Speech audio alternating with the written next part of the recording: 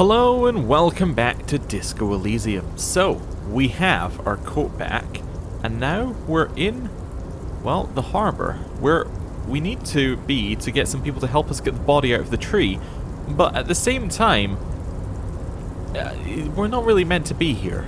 We didn't really ask permission, so it might not be so good, especially given the Union people don't like us, and they control the harbour, so yeah, I'm going to have a look around.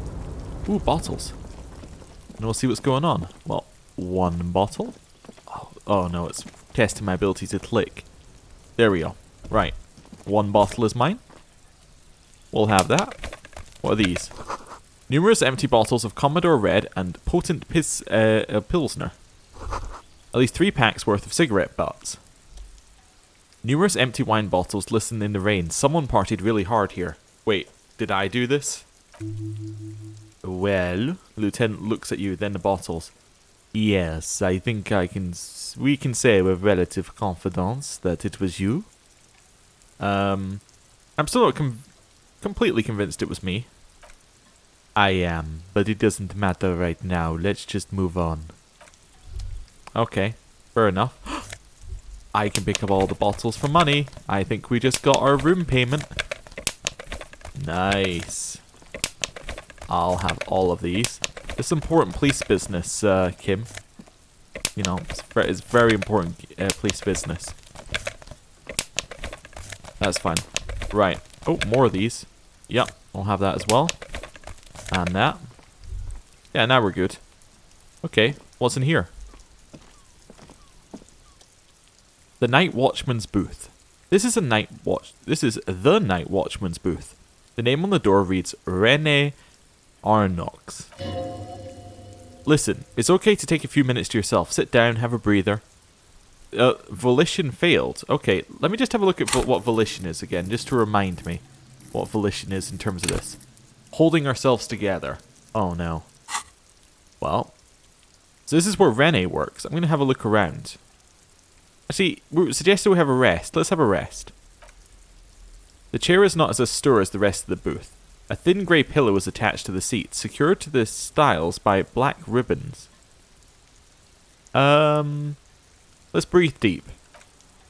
Stale air floods through your nostrils. Not a single mote of dust floats inside your lungs, though. The inside of the booth is immaculate. Let's search for a little something to help us. Actually, no, I'm going to get up. No. I'm not going to look for any kind of drugs or anything in here. So this is where Rene works. I'm going to have a look around. If you must. The lieutenant looks around. But please, Ari, we're pretty easy to spot up here. Nothing incriminating catches your eye. The cabinets are clean and their sparse contents meticulously organized. There's a framed photograph on the table. Take it. It's a black and white photo of a young couple out in a street fair. The man, Rene, is dressed in a Royal Carabiner outfit. Or uniform. Wait a second. I was distracted because I remembered who Rene is. Rene is the guy we met playing bowls. Okay.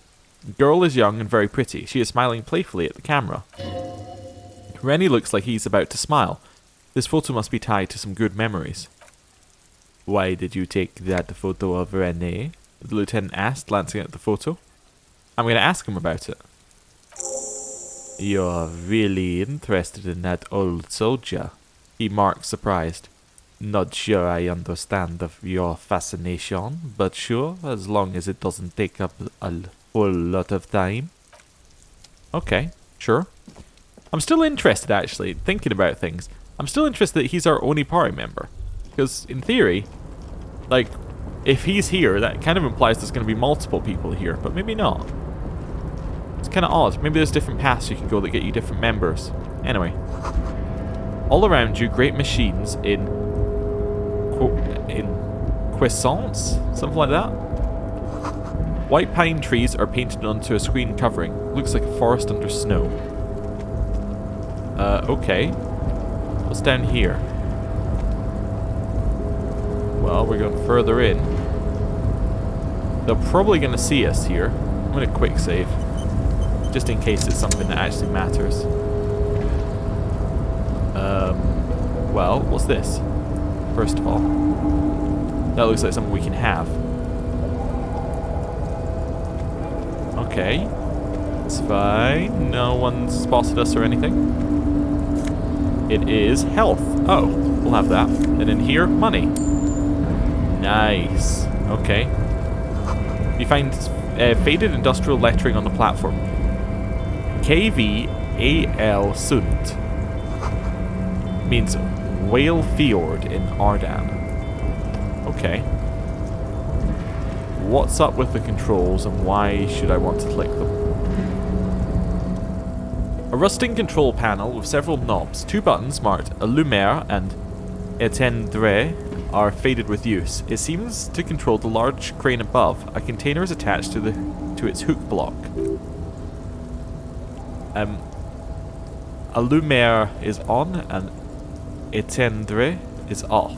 Alright, I'm gonna leave because I don't really want to do anything with it, if I'm honest with you. It's hard to tell where to go here. Is like this somewhere we can actually go, or is this... No, it seems that we can't go any further than that corner. Okay, that's fine. So we could get into that block, I suppose. Oh. Okay, we got something here. The shipyard ahead is oddly quiet. The great machines are sleeping. Okay, that's because nobody's working. Here? The speaker tower is silent. There is no work to organize in the yard below. Okay. Let's keep heading in. The musk of oil and rust comes from the chasm in front of you. Smells like blood. Okay. We got a locked case. Not much we can do about that, really. Money. I'll have it. And what have we got here? Industrial-sized thermos. Smells like burnt coffee. More money. Nice. We now have enough to pay for our rent. Container, he says. Can we speak to him? Hey, what's up? Container, I'll turn you nice and red. Container, put the logos on. The lyrics to this container song are being made up as he goes along. The accent is so thick it's impossible not to notice he's from Ubi, from the vanishing peninsula of Ubi Sunt on Mundi. Container, used to be Walpines. Container, now belongs to Everett. The tiny man is so engaged in his work he doesn't notice you. Let's not interrupt him. Okay. The bagger sags under the weight of rain and snow. White waves on red. Let's head into this container, I guess? Okay. So Everard now owns this place, is what you were saying. That's intriguing. The coffee in the giant thermos is still lukewarm. Is someone typing on a typewriter? Yes, somebody is. Stair made of pallets leading up. That must be Everett. Okay. A taxidermy fish that tells time. Well, I hope this isn't the wrong move, but hello. Before you is a walrus of a man, seated behind a large desk. He looks up from his work, not the least bit surprised to see you. With great effort, he straightens himself up in his chair, yet says nothing. He simply stares at you. Well, goodbye. Have a good day, Mr. Dubois. I'm sure I'll be seeing you around. He waves and returns to his typing. Our last name is Dubois. We're Harry Dubois. You've given us all the information we'd ever need to know. Hello. Mr. Dubois, I hope time is on your side this time. Please, take a seat. He gestures to the minuscule folding chair opposite his huge desk. Why are you calling me Mr. Dubois? That's a good question. Please, Mr. Dubois, let us converse in a civilized manner as equals. Take a seat, I insist. Okay. Excellent, Mr. Dubois. I can see that you're a reasonable man, and reasonable men can be of great use to one another. He gives you a sly wink. Let's remain serious. So tell me, how can the head of the Debarges Union help a representative of the Revachol Citizens Militia today? The chair you're sitting on has got to be the most uncomfortable chair in the world. It's violating your backside. Oh, by the way, I heard you got a rather rude reception from a certain Lawrence Garte. Some people have no manners. It pains me to say. This should take care of that nonsense. He points to a giant novelty check on his desk. It's absolutely comically huge. It should be sufficient to cover your expenses for a few days and patch over your differences with the cafeteria manager. Go ahead, take it. He points at it again. Wow, that's 25 rial. That's good money. You need it. That's not a lot of money. And I don't need it. Wait, you know, Garte? Yes, I know Lawrence. He's a real character. No union man in him. A real piece of work, that boy is. With a grin, he points to the check again. It's like you're on a game show. At least don't thank him for it. Nah, I'm good. Keep it. I'm good. Okay. I respect a man with principles. No handouts, then. He crosses his arms on his ample midsection and sinks further into his chair. He didn't really offer us a lot of money, but I guess at this point you might not have worked that out. But I guess you should have. I mean, it's really, really not a lot of money he offered us. Now, I'd like to set your mind at ease about one other matter. Your lost gun. Let me assure you, Union people are on it as we speak. I've got my best hounds looking for that lost gun. Lost gun. Lost gun. His slug-like lips move, but all you hear is an echo. Lost gun, lost gun, lost gun. The world is swallowed by a black hole of fear. Only two words escape its gravitational pull. Lost and gun. That was a success, just to point that out. We still lost morale. What would have happened if we hadn't had a success? Would we have just died? I don't know. When he said don't worry, he actually meant be very worried. How do you know about my lost gun? I know everything, Harry. Right now I know that you're worried. Don't be worried. Everything's going to be alright. That is a... Sorry, his picture is just creeping me out the more it stares at me. It's like looking into my soul. Anyway, so we're Harry Dubois. Good we've got a name. It's not like you left it loaded. You didn't lose a loaded gun. Local children aren't out there playing with it right now, pointing it into their own mouths. It's in a safe place. I just know it. I have a feeling everything's going to be alright. It was loaded. There were 2 bullets in it. You always kept at least 2 barrels loaded. The chair is killing me. Do I try and keep my composure? I do. Don't panic. God, you're sweaty, your knee is jerking, you're about to cry, aren't you? You're about to cry because you lost your gun and those children are going to shoot themselves with it. So what, men can cry too. You want to cry? God, you're weak. Whatever you do, don't cry. You'll think you're disgusting. Mr. Dubois, you don't look so good. What is this Mr. Dubois he keeps repeating? What is he trying to pull here? You need to cool the fuck down. Chill. Mr. Dubois! Mr. Dubois! Harry! The large man snaps his fingers, but to no effect. You're in some stupor. There are no Harrys. I'm going to let my mind go to my safe place. Mr. Dubois, are you okay? Can I get you a glass of water or something? Are you having some kind of medical emergency? Maybe you could use your hands somehow. In some kind of throwing motion. Like you're throwing that Mr. Dubois act right back at him. He's Mr. Dubois. I'm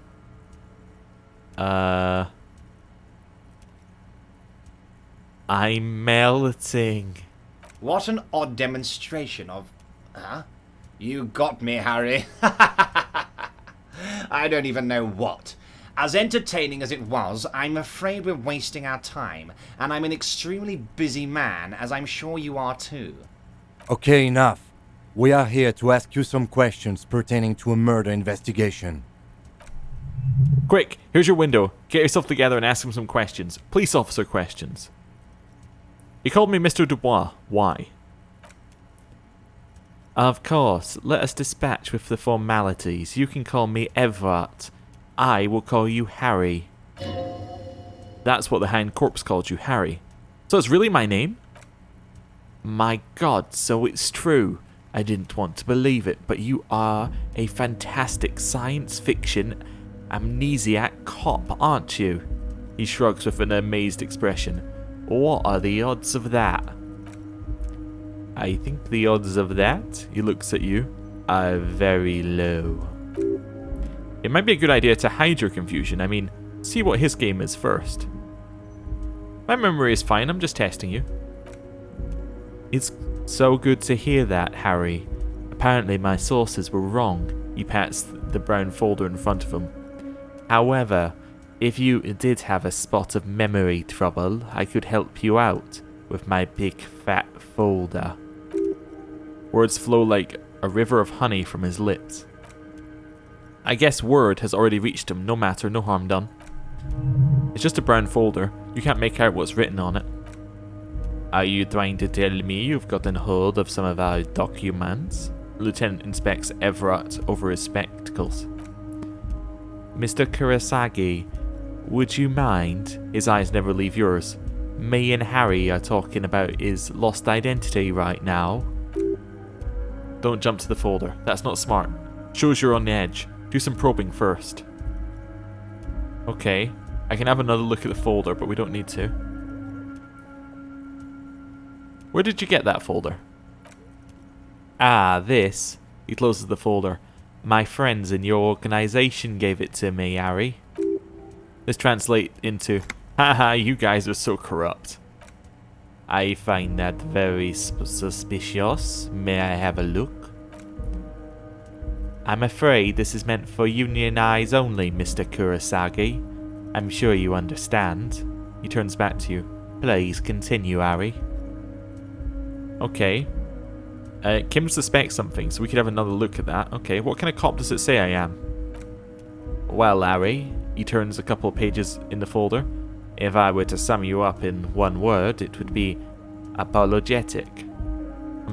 I'm sorry? Yes. He inspects you over his giant bug-eyed glasses. You seem to be, a lot of the time. But right now, there's no reason to be. Let loose a little. Be you. Okay, anything else here?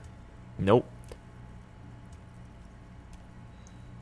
I'm so tempted to just do it. I don't really want to ask these. Let me get this straight. What is my full name? It's Harry. He glances at the folder. Harry Dubois. Okay. I like it. I can work with that. And I can work with you, Harry. He raises his index finger. Now, what else can I do for you?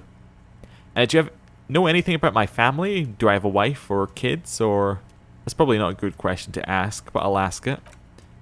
Family? Harry, you're not a family man.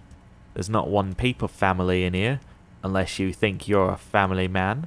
Do you strike yourself as a family man, Harry? You're right, I don't. That's why I like you, Harry. His fat finger is pointed at you. A good man knows both his strengths and his weaknesses.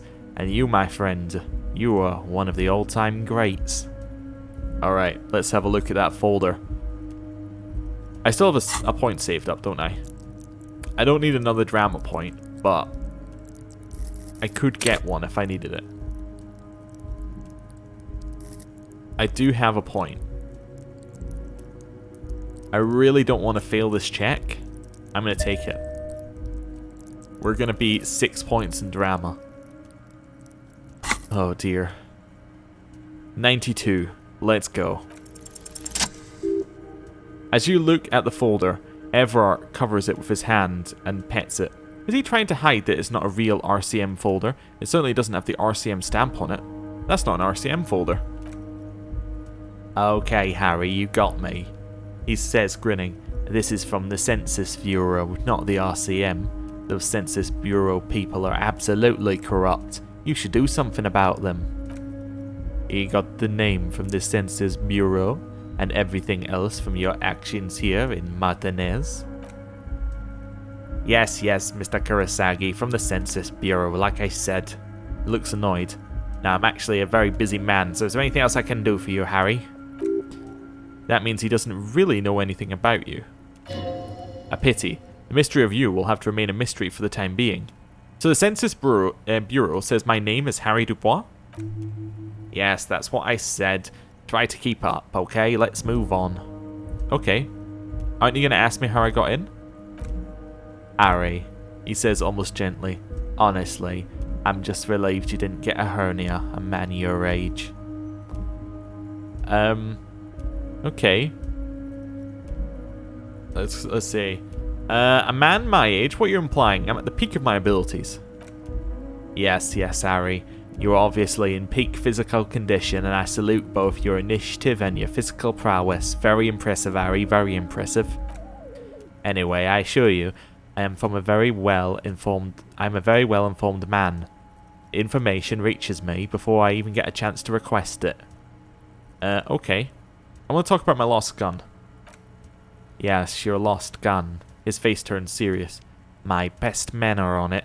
They're turning every stone, searching every playground, asking kids, grandmas, everyone. Your gun will be found, Harry. Let me assure you of that. He winks at you. It's just a matter of time and effort. The only way to find it seems to be working with them. He might even be holding your gun hostage. Hold on, could he really hold my gun hostage? Who knows? The only one thing is certain. If you work with him, you're going to get it back. And working with him might be the only way to do it. I don't care about my gun. Keep it. I don't care about my gun, he repeats. I love it, Harry. Wish I could be like that, but I can't. I have a responsibility to this community. Can't have a loaded gun out there in the streets. So we finished the quest to find our gun. I guess because we're never going to find it? Yeah. I guess because we've said it's not important to us anymore. Wait, did we have other ones in here? I'll find moral. Yeah, run the number. That's fine. I'm just checking there's nothing else we need. That was time. Okay, nothing else time critical. The officer is exaggerating, says the lieutenant, leaning forward. Of course, we care about the missing firearm, and we are actively looking for it as well. Lieutenant is concerned about the lost gun and feels that the fact you haven't prioritized looking for it is unfortunate, if inevitable, and doesn't put the RCM in good light. Excellent, Mr. Kurosagi. That's excellent news. He claps his hands together. Looks like we have a friendly gun-finding competition in our hands. Okay. I met Joyce, the company representative. Oh, that's very nice. I haven't gotten around to her yet. I'm very, very busy, you say. He adjusts a button on the sleeve. I hope you're getting along. Oh, one thing I want to make very clear, Harry, is that this is not some kind of union versus corporation situation. Everyone is just pals here. Just pals? We're all trying to do what's best for Martinez. His smile widens. Don't feel like you can't cooperate with her just because you and I are such good friends. And I'm helping you find your lost gun. I'm not a jealous guy. What happened to the previous negotiator, Mr. Gaumont? What do you mean, Harry? The big man sounds annoyed. Nothing, I let him go. He made concessions for the company in previous negotiations. Why would you let an ally like that go? He's an old man, Harry. I wanted him to spend more time with his family. He looks down and sighs. God knows how long he's got left. We called him a midget. Harry, he exclaims indignant. I have little people in my organisation. I would never call someone a midget. What is this? Honestly, I'm beginning to think you're a midget, Harry. Abruptly he smiles and changes his tone. I'm only kidding, Harry. You're not a midget. No one is. We're pals. Okay, sure. Joyce says the previous union leader vanished under suspicious circumstances? Vanished, Harry. The woman left her casserole in the oven and couldn't make it here in time for the voting. Oh, did I leave my casserole on? Better go home and check. The election can wait. The man frowns disapprovingly. When she got back, the whole thing was over. Wait, there was no mention of a casserole from Joyce. Funny, Joyce didn't mention any casserole. Harry, Harry, Harry. He flicks his fingers. Do not fixate on this little matter. Maybe it was a rabbit stew or a hairdryer or an iron. The point is, art wasn't in it. Mine was. If it's spilled blood you're looking for, then there certainly isn't any in his expression or demeanor now. Everard, Joyce seems to think the Union is lowballing her. Yes, lowballing, of course. He's suddenly very serious. This isn't a casino, Harry. Real people, real livelihoods at stake here. Everything's a casino for those rich types. His expression makes it clear this is childish and irresponsible behaviour. Okay, why don't you let her in to see you? If she actually wants to see me, she will find a way. Any good negotiator would. I just don't have anything to discuss with a bad negotiator. Okay, let's talk about something else. Of course, Harry. Let me just assure you one more time, it's perfectly okay to share anything we discuss here with this Joyce. This is a completely transparent organisation. I have no interest in what she's doing, but I myself have nothing to hide. Your business is your business, and I respect your privacy. Just remember, none of this, he makes an all-encompassing gesture, is secret. Tell her about all of it, my brother's picture, my singing swordfish clock. He looks around. Tell her how overweight I am, and how I'm helping you find your lost gun. Tell her about everything. Everard doesn't mind. It is rather interesting to tell people things about each other, isn't it? It was nice telling him about her right now. Okay. I'm told the Union is involved in the local drug trade. What? He smacks his forehead, completely flabbergasted. Harry, how could you say this to me? You know I appreciate a joke as much as any jolly fat guy, but I can't take slander. Are you actually investigating this? The reaction appears to be sincere, but it's impossible to tell if this guy, honestly. No comment. Harry, he sighs. You wound me, Harry, in the heart, but I trust you to put this to bed. Do what you must and let's change the subject, shall we? He's hiding his real reaction beneath courtesy. Okay. Thank you for understanding. Lieutenant looks him in the eye. We will continue to do what we must. You too, Lieutenant. He chuckles suddenly. You know, I like you. But you were never my favourite. I'm a Harry guy. I'm Team Harry. Non-take-on? The man quickly replies and turns to you. Did we have anything else to do here, Harry? I want to talk about the hanging. Oh, of course. That's your main thing here. That's why you're in Martinez. He nods. I know everything that goes on around here. I would love to help, like I'm helping you with your lost gun.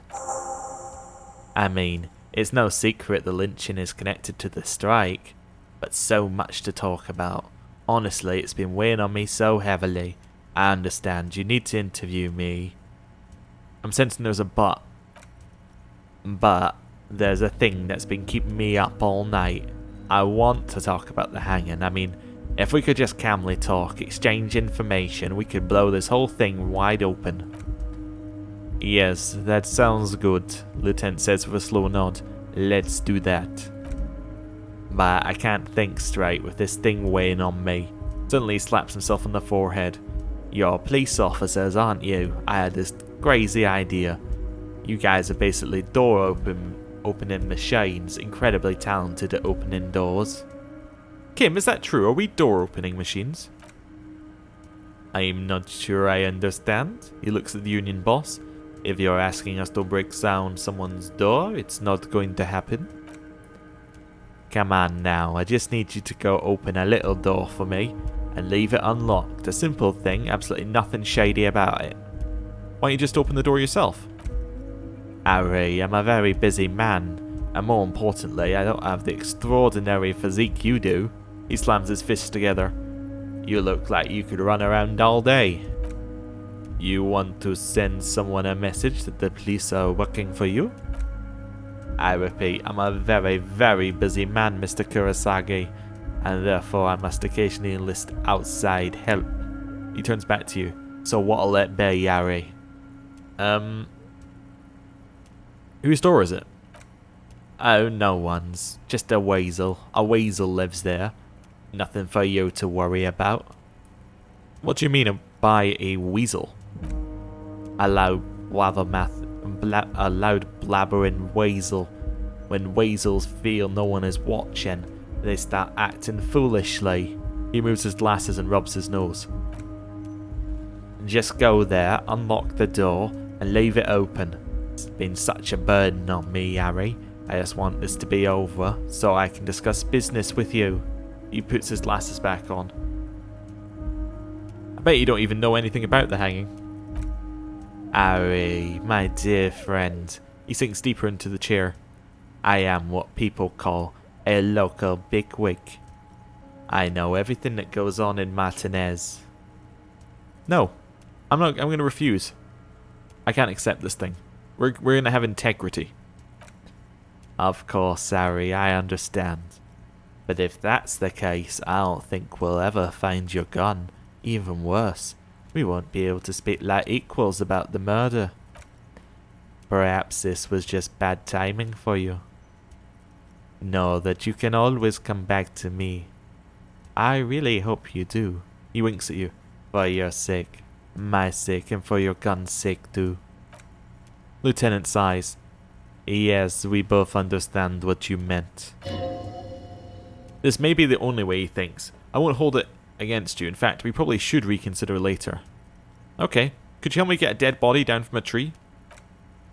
You might have noticed there's one hanging on the tree behind the hostel cafeteria. Oh my. He smiles pleasantly. Don't take this personally, but why would I get involved in this matter? Mr. Clare, the man was hanged with a cargo belt, a steel reinforced cargo belt. It's safe to assume the Union had something to do with the murder. Besides, getting a body down would benefit all of us. It's a stain on the neighborhood. Yeah, I'm not going to give him anything that we found. You're a community leader. Help your community out. I am certain. I can certainly see how having him up there might start affecting some real estate values. He licks his fat lips and smiles. But all joking aside, I am going to help you. He picks up a handset of a radio phone to his right and clicks a button. Jean-Luc, my boy, I'm sending 2 police officers down. They have a dead body in a tree problem they need help with. Namely, it needs to be taken down. And Jean, please, take it easy with the race science. That's a yes to getting the body down, no to the race science. He hangs up and turns back to you. You can find Jean-Luc down at the gates. He turns back to you. He's the big, impressive one. You know, tattoos, muscles, ethnic looking. Can't miss him, great guy. Alright, I'm gonna leave now. We might talk again later. Oh wait. He leans into it. I think leans is an unneeded word. He reaches into his drawer and pulls out a plastic card. You need this to get in and out through the gate. Great, wouldn't want to get stuck in here. Here, you're one of us now. A real red and white Union man. Take care, Harry. Alright. Well, we now have our photo of a happy couple. Okay, that's fine, but that wasn't really what I was looking for. I was looking for a Union card. Oh, maybe that's not an actual thing. Okay, that's fine. It's just a thing we have, but it's not actually a thing. Or is it something I need to click on?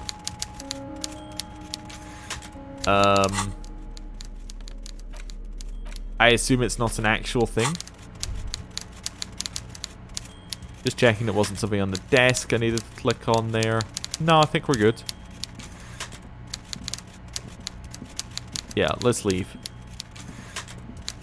Oh, we have to walk that way around the potted... Oh, those are stairs? Oh, okay. Well, that's fine. Let's leave. It's interesting to have his office in one of those containers. Also very interesting we just randomly found it, but, you know, that's fine.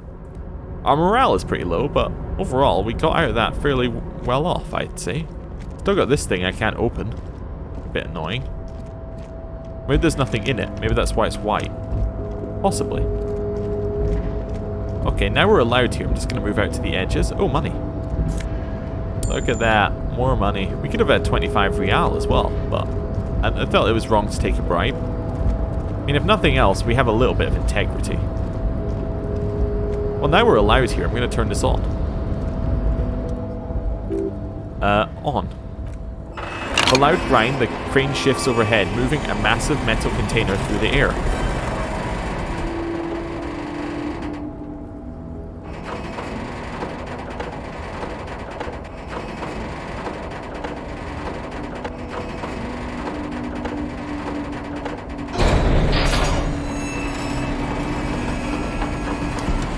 Is that okay? Looks fine-ish. Okay. With a surprisingly quiet thunk. Was that quiet? The crane places the container down. The harbour sleeps as the strike rages in the distance. The crane can rest again, now that its purpose has been fulfilled. Its purpose? What do you mean? Moving this container, of course. For this purpose it was built. For this purpose it has acted. Now it will rest. I can't see how that was worth the ruckus. Looks at the crate. Except for seeing the crane in action, which I admit was satisfying. Okay. Can I go and open this now? Yeah, sure. Before you stands a cargo container, just one of the many in the yard. Kim, I think there's something about this container. Lieutenant sighs. Is this like your thing with that wall again? Maybe, I can't tell. I think we should investigate further. You do? Because I don't. Why? Well, why not? There are a million containers here. Why are you fixating on this one? Maybe there's contraband in there. Lieutenant considers this for a moment. There may very well be, but we're not here to look for that. We're not here to interact with containers. We're here to talk to the Union, right? Alright, I'm going to knock on it. Cool. The knock produces a hollow ring of metal. Doesn't sound like there's anything inside the container. Let's open it. You attempt to turn the handle to no avail. The doors seem to be mechanically locked. To your left, the Lieutenant considers your actions with some puzzlement. Maybe I need to turn it off before the container will open? It's my only thought, right? The crane does not return to its original position. It does not move at all. But maybe by turning it off, the door will now open.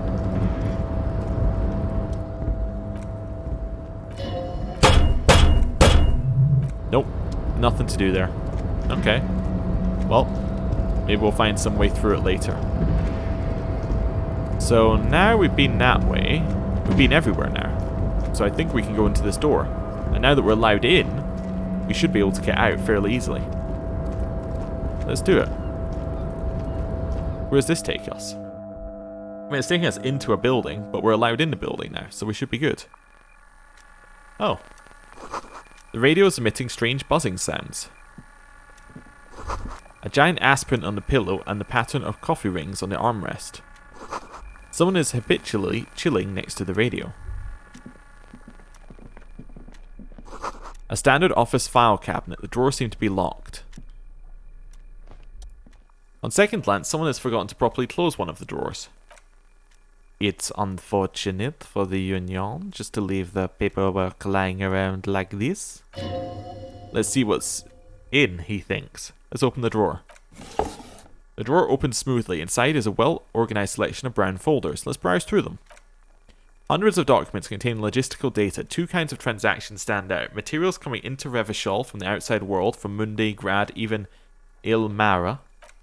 And the same materials being handed over to companies inside Revachol, Couronne, Coal City, La Delta, and Jamrock are listed among the many districts where the imports are being sold. Anything interesting? It's hard to make sense of this thicket of company names, dates, quantities, and percentages. You try to focus, but the lines are getting blurry. Force yourselves through. Let's go. Pass. Come on. Nope. Look how blurry all the lines on these papers are. How unwieldy your own willpower is to yourself. You're like an absurdist Samaran monk. Focusing through, not focusing. Focusing though not focusing, I think. Yeah. Hermeneutics was almost within your grasp, but now only vague letters float above your before your eyes. Less meaningful, but aesthetically more pleasing. Could I actually focus through not focusing? You're a police officer, not a spiritual healer. You can focus the normal way by turning your attention to something and not letting go. But let my eyes go completely out of focus, all shapes start melting into each other. Is that what you're doing with those folders over there? I didn't realize I was speaking out loud. Of course not. No. Good. He turns away from the file cabinet. This is probably not relevant to the case anyway. After all, we are not investigating an accountancy mystery. Volition through focusing. Let's try. Hey! Whatever is hidden in here is hidden well. Concentration isn't enough. Only a trained accountant with a background in logistics would be able to really make sense of it. However, there is a little handwritten note stuck on the side of the drawer. Let's have a look. There appears to be a to-do list written in large, uneven, capital letters. Remember, Leo, Everart shoes. Special whirling Borsk. Water Everart's plant. Sweep office floor. More banners. All the items on the list have been crossed out and the note itself has been crumpled. Look, Kim, there's a to-do list with a list of errands for Everart. He inspects the note. One of his aides must have left it. Nothing incriminating here. The special Borch seems a bit odd in the list. Let's take a look at the note. Alright, that's it. The drawer slides shut smoothly. So maybe there's something we're going to get from that. Someone left the coffee machine on. The dark liquid in the pot looks almost sentient. This is a Dewey typewriter. The model name is on the back. Every worker, a member of the board, is written on top of the flyers. Okay. In here, we have... Ooh, some morale. I need that. In here, we have... Oh, some glasses. Neat office shades. Raise our visual calculus, lower our drama. Well, I have to wear them. I also have to take our hat off temporarily. Definitely, you know, almost stylish. There we go. We're looking good. So it does mean our drama's down to a 5, but visual calculus up to a 6. Ooh hoo hoo hoo. What about in here? What have we got? Postcard lit Jardin 21. Okay. The laminated postcard offers a glimpse across the river. A little more than a decade after the war, the eastern bank is already fully renovated. The hillsides are lush with gardens and residences. Someone's parked a small beige airship by the fountain. The postcard will sell for a pretty penny. Nice. Good. We have another postcard as well we need to sell. We have a couple of postcards. Okay. That's fine. Oh. Below the flyers, the Union logo and Demand Democracy. Okay. Well, we can leave here. That's fine. Didn't really get too much, but we got something.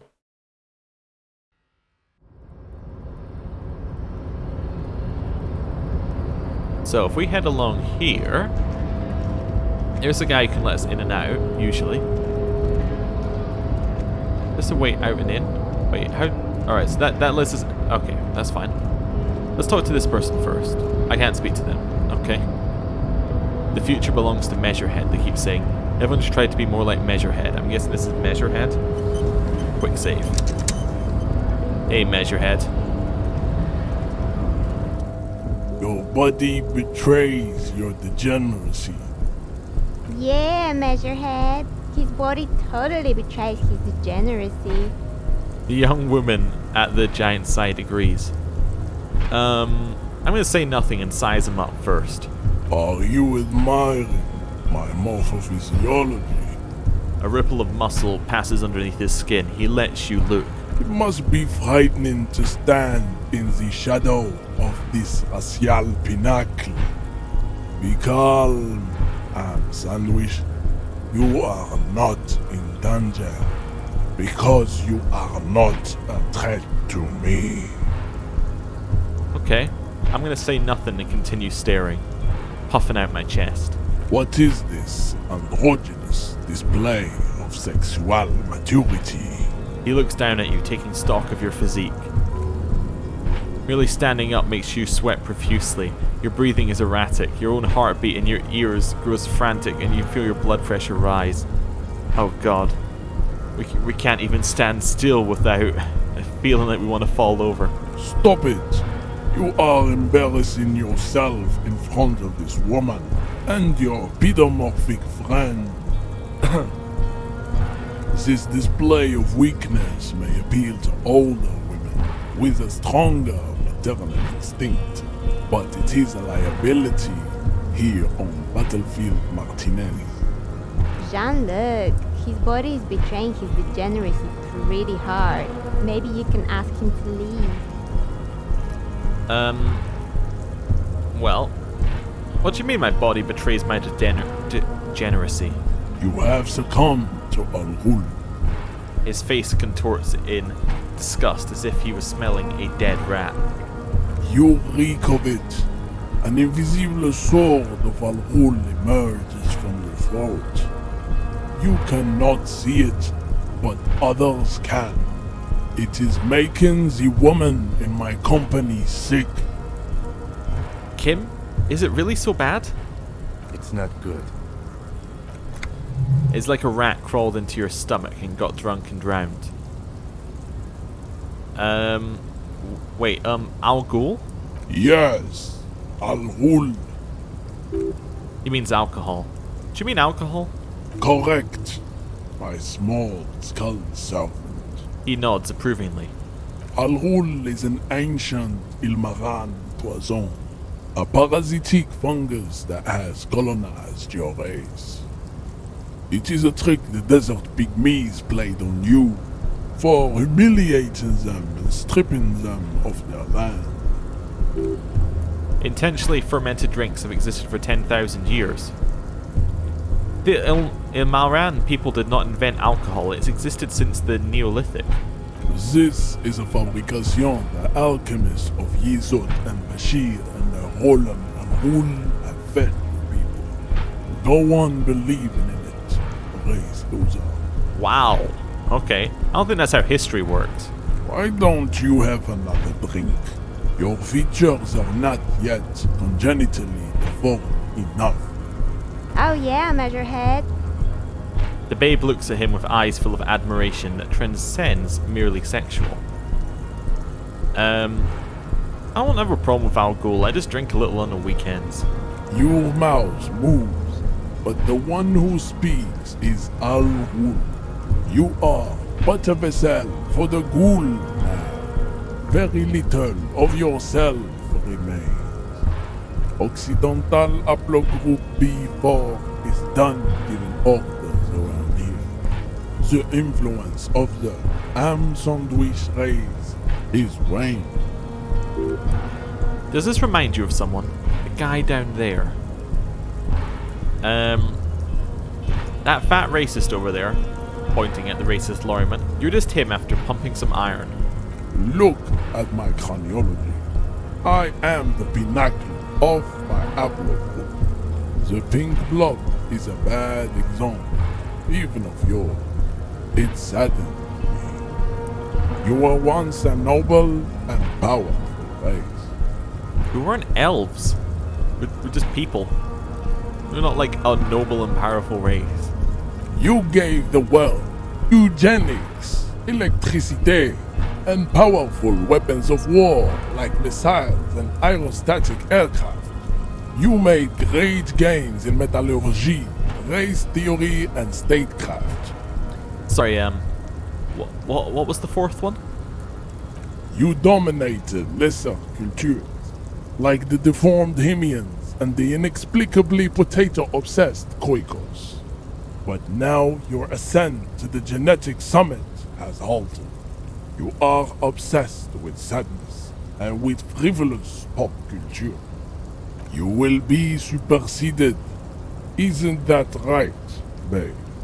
It is, baby, yeah. You know it. Okay, well, you're right about all this. I just need you to cooperate with me as a police officer. Enough with this begging. You should leave the stage of history with dignity by inviting the other races to a great world war. Uh-huh. Bring your troops to the Seminine Islands and to Boogie Street, and we will pulverize you. When you are gone, we will build a museum for you. The walls will be lined with bottles of Al Wood, your beloved beverage. Inside, we will store the odes to homosexuality you call art, and your microcephalic skulls. You could internalize Measurehead's race theory. It would enrich you rhetorically. Wouldn't that mean I'd have to become a Seminese supremacist myself? Well, yes. Why? Don't you want to be a Seminese supremacist? So what if you're not Seminese? You can be anything. I'm not sure I want to subscribe to his advanced race theory. That doesn't really sound like something I should click.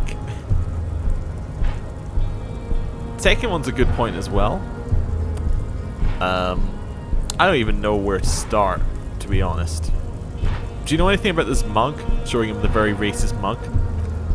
He does not so much as glance at the object. Know anything about it? Stop showing me your pathetic cup. I have no interest in it.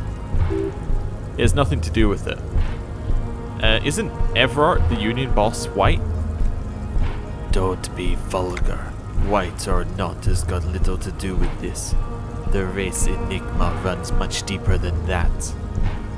He turns his eyes towards the harbour, seemingly bored with you. You keep telling yourself that. Mr. Clare is a man of vision and means. He has the will to confront international capital. Something your race, Navistic communists, never did.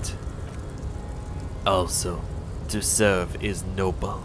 It takes discipline. Your petulant individualism has only contributed to your race failure. It is lax and moronic. I'm no communist. Of course you are, Revacholian man. The failure of communism to challenge the world order is the core of your race fate. All around you, the fruits of its defeat. Individualism, rock and roll music, sexually transmitted disease. Above all, rampant multinational finance still reigning large. Tell me, where have you gotten your love of pathetic communism from? He leans closer. Degenerate youth culture, rock and roll music.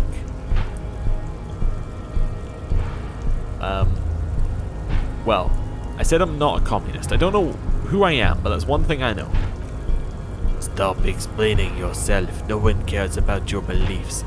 This conversation has moved on. Tell me, what degenerate subculture has made you dress in a shameful way? Well, I've gotten it from disco, actually. Offshoots of the Seminese people invented disco while having sex under the influence of cocaine.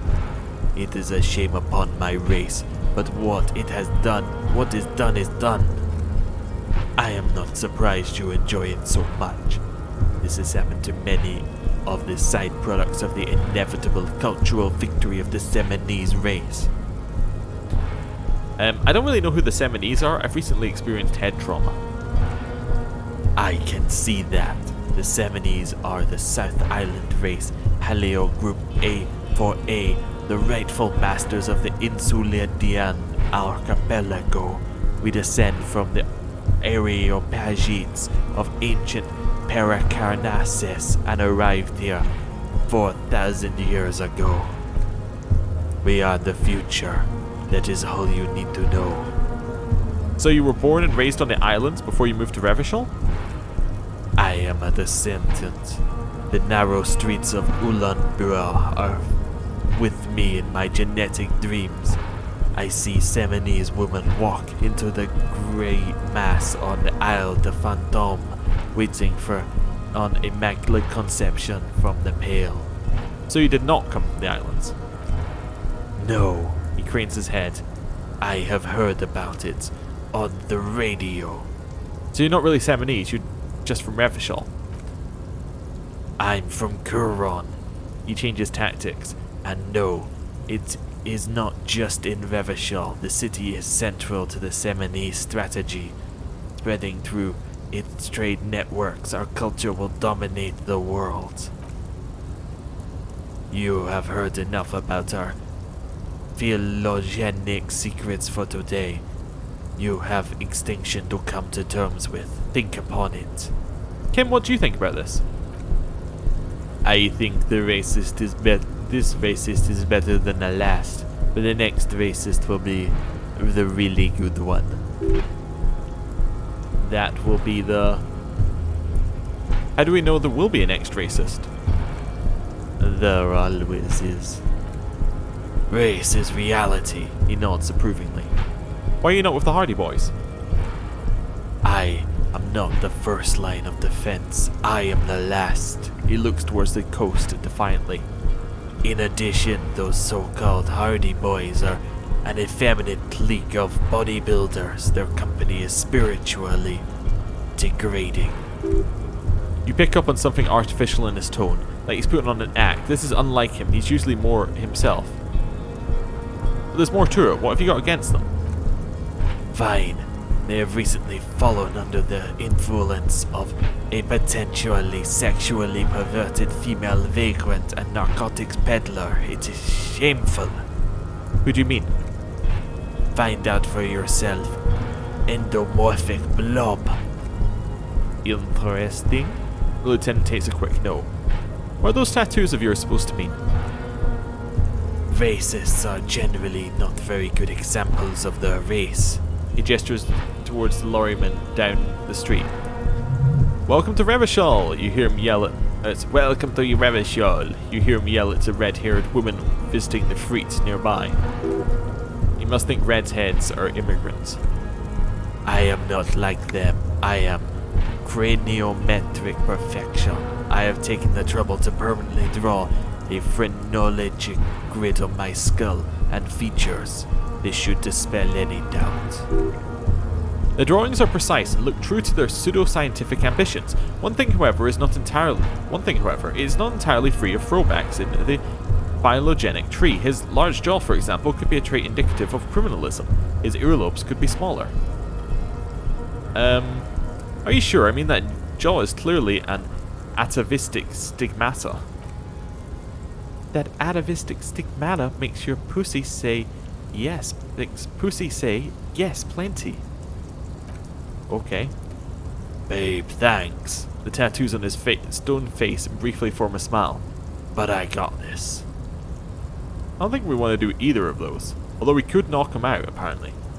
Bested him in the cranometrics. I don't want to do either of those. Everard told you to help us get the body down from the tree? So it was you. You surmounted the harbor wall in a display of athletic prowess to reach my superior, then had him give me an order. I salute your cunning and will remove the body from the tree with my bare hands. You're so noble, Measurehead. There's a but. But while I am gone, someone must guard the bridge. That someone needs to be you. He turns to Kim. Both of you. Lieutenant, what if we don't want to do that? This is the uncomfortable result of not taking it down ourselves. I can live with the compromise. Listen to your little friend. He is wise in his childlike way. His mysterious race may yet prove fierce competition to my heroic Halpilo group. Okay then. Babe, see they stay here the whole time. Alright, well. We'll stand here in the rain. At least I got a jacket on. Gibber doesn't seem to mind it much, though.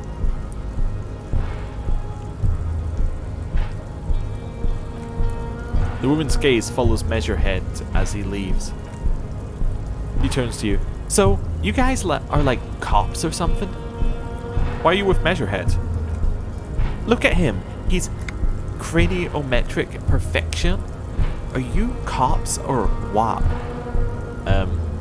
Apparently so. Cool. I like men with guns and power. The woman twirls her hair. I'm at Katja, by the way. You hear that? Lieutenant looks towards the yard. That sound is breaking something. Yeah, Jean-Luc must be really tearing it up over there. I wish I could see it. I also wish I could see it. Look at you, RCM rent-a-cops. A loud voice booms in from below. Guarding that bridge like Everart's lapdogs. Is this where it's at now? Is the RCM is for sale? And who are you? Lieutenant fires back.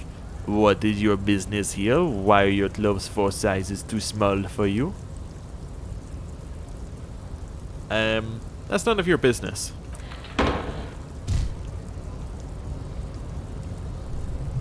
A shrill laughter interrupts you, echoing across Martinez. It's Kuno then. Man turns to look behind him, and the behemoth appearing around the corner, approaching him, walking past him.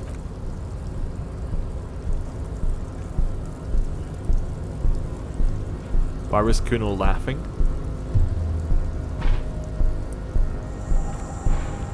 The corpse has been removed from the tree. He brushes wooden flakes off his hands. Stand down and congratulate yourself. You have sided with race victory today. Thank you for your cooperation, Measurehead. Farewell, ham sandwich. You are a Union man from now on. No, but I'm leaving. Right, and with that, I'm also going to end the episode there. Thanks for watching. I'll see you next time. Goodbye.